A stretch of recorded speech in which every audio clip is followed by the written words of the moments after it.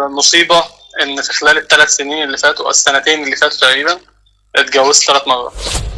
3 مرات دخلت في تجربة الزواج العرفي بالطريقة اللي هما بيعملوها. انت عندك اولاد يا باشمهندس؟ للأسف يعني. ليه عندي للأسف؟ ربنا ولد يبارك فيك. وبنت. السؤال المهم بالنسبة لي، هل الموضوع بيتم بطريقة شرعية ولا لا؟ وحضرتك أكدت إن هو لا أصلا مش شرعية خالص، مش شرعية خالص. يعني السلام عليكم ورحمة الله وبركاته. احنا النهاردة معانا استشارة يعني شوية غريبة.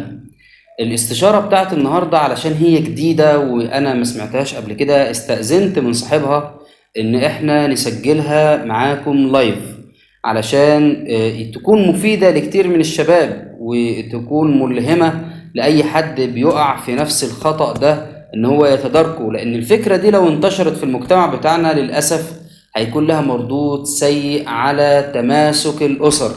احنا كل يوم بنلاقي سبب من الأسباب اللي يخلي بيوتنا تنهار، فده من ضمن الأسباب. وفكرة أنا عارف إن هي موجودة بس انتشارها الكبير ممكن يكون سبب خراب بيوت كتير، فخليكم معانا. السلام عليكم. السلام عليكم، ازيك يا مولانا؟ أخبارك يا باشمهندس؟ بخير الحمد لله، تمام. أنا بس بأكد على حضرتك إن الاستشارة دي هنسجلها، ولو لقينا ده مناسب هنذاعها على صفحتنا على الفيسبوك، فحضرتك موافق على الكلام ده؟ تمام، مفيش مشكلة. ماشي، اتفضل يا باشمهندس، سامع حضرتك. بص يا مولانا، أنا متجوز تقريبا بقالي 6 سنين. تمام. بشتغل مهندس.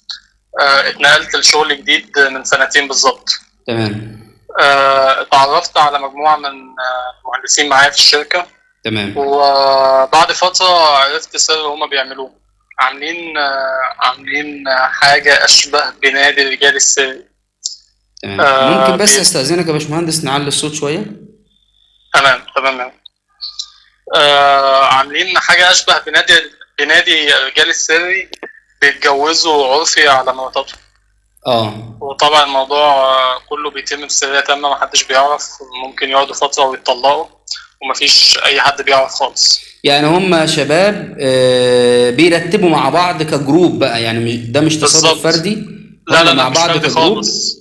تمام. بيساعدوا بعض في الموضوع ده، بيساعدوا بعض في الجواز، بيساعدوا بعض في ان الموضوع يفضل سري بينهم. والموضوع مش حاجة بسيطة، مش تصرف فردي خالص يعني. تمام.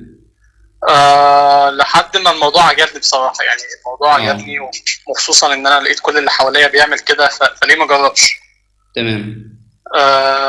بس المصيبة ان في خلال ال3 سنين اللي فاتوا، السنتين اللي فاتوا تقريبا، اتجوزت 3 مرات. 3 مرات دخلت في تجربة الزواج العرفي بالطريقة اللي هما بيعملوها. بالظبط. بس أنا عاوز أسأل حضرتك سؤال يا باشمهندس، يعني قبل ما ننتقل للتفاصيل، هل الزواج ده بيتم بطريقة شرعية؟ يعني في شهود، في مهر؟ لا خالص يا مولانا، كله على الورق بس. أنا عارف إن ده حرام، بس مش عارف أنا. وبس الصوت ممكن يكون واطي شوية، يعني لو طيب كده الصوت عالي؟ تمام. مناسب كده؟ اتفضل. أكمل التفاصيل؟ اتفضل. المشكلة كلها ما كانتش في الجوازات اللي فاتت دي. الموضوع كان بيتم بسلاسة، وخصوصا إن كان مش بعمل الموضوع ده لوحدي، كان في مساعدات من أصدقائي وأصحابي بيسهلوا لي كل حاجة لحد ما الجواز بيتم. فكان الموضوع بالنسبة لي سهل السنتين اللي فاتوا، لحد ما واحدة من اللي اتجوزتهم وانفصلنا عن بعض عرفت تتوصل لمراتي واتكلموا وعرفتها كل حاجة. تمام.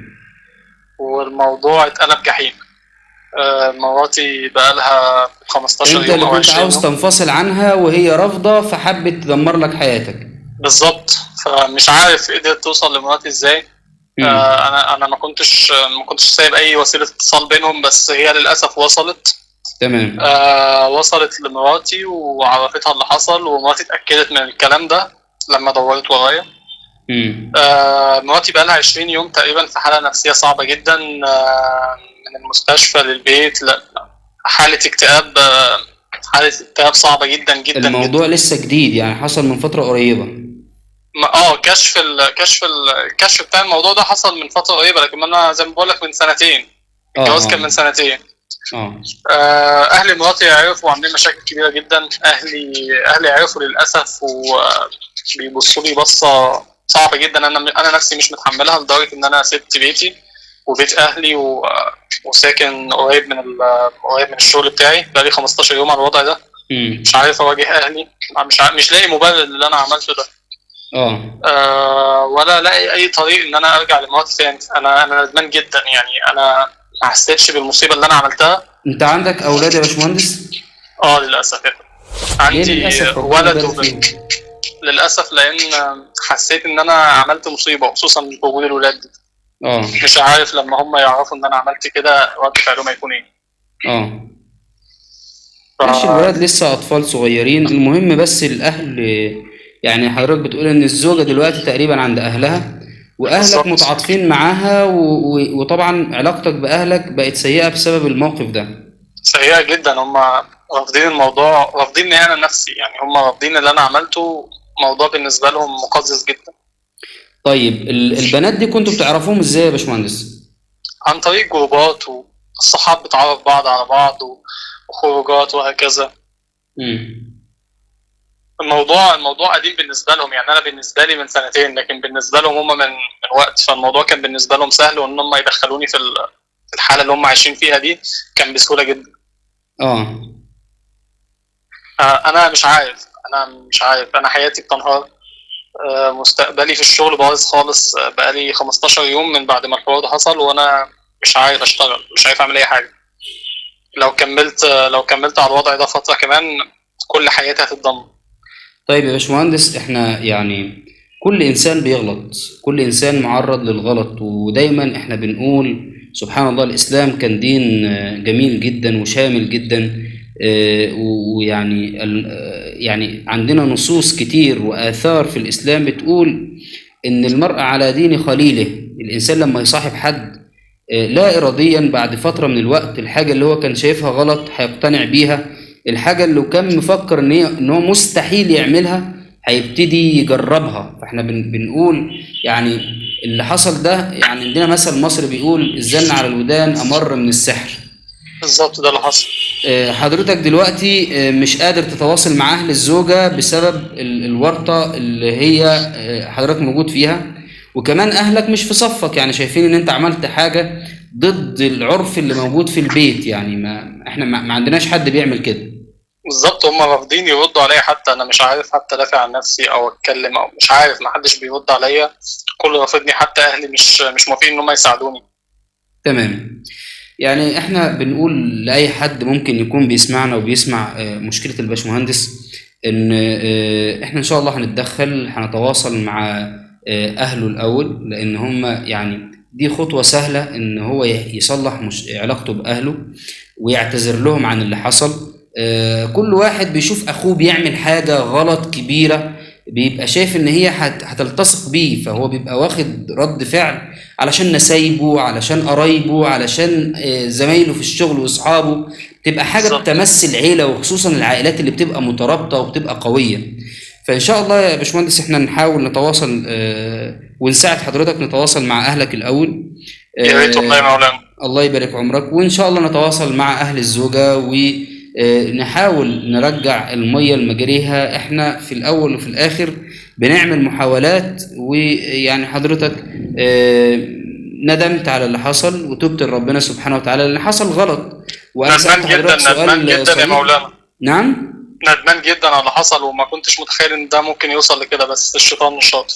أنا الشيطان يعني كان شاطر. السؤال المهم بالنسبة لي هل الموضوع بيتم بطريقة شرعية ولا لا، وحضرتك أكدت إن هو لا، أصلا مش شرعية خالص، مش شرعية خالص. يعني مفيش هو. مأذون. مفيش شهود، مفيش اي حاجة. الموضوع بيتم بكل سرية. محدش يعرف الا الجروب اللي احنا فيه.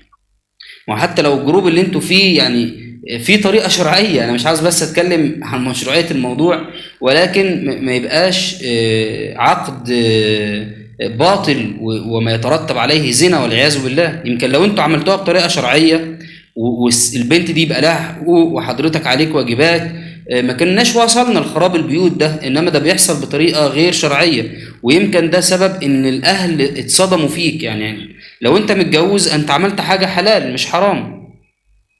بالظبط يا مولانا.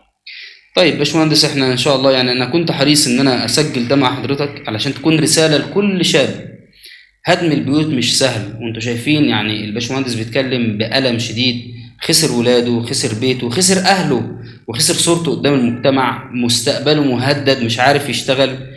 ان شاء الله هنحاول نساعد الباشمهندس ونوافيكم بتفاصيل تانية، ولكن دي رسالة لكل شاب ماشي في الطريق ده.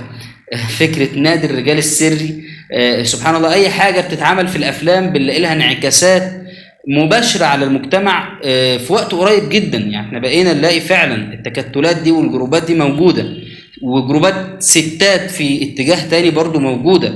فياريت كل الظواهر دي نخاف منها، واي ولد او اي بنت يلاقي اي تواصل في حاجة مشبوهة، شيل نفسك من البيئة دي، لان انت غصب عنك للأسف يعني هتدخل برجليك، وهيبقى النتيجة زي ما حضراتكم شايفين. يعني انا ان شاء الله يا باشمهندس انت بعت لي ارقام الاهل، وانا هحاول اتواصل معاهم ونعمل لهم زيارة، وربنا ييسر ويوفقنا للحل ونرجع المياه لمجاريها مرة تانية. وانا سعيد ان حضرتك وافقت ان احنا نسجل ده. وانا اسعد يا مولانا والله انك هتحاول انك انت تساعدني في المشكلة الكبيرة دي.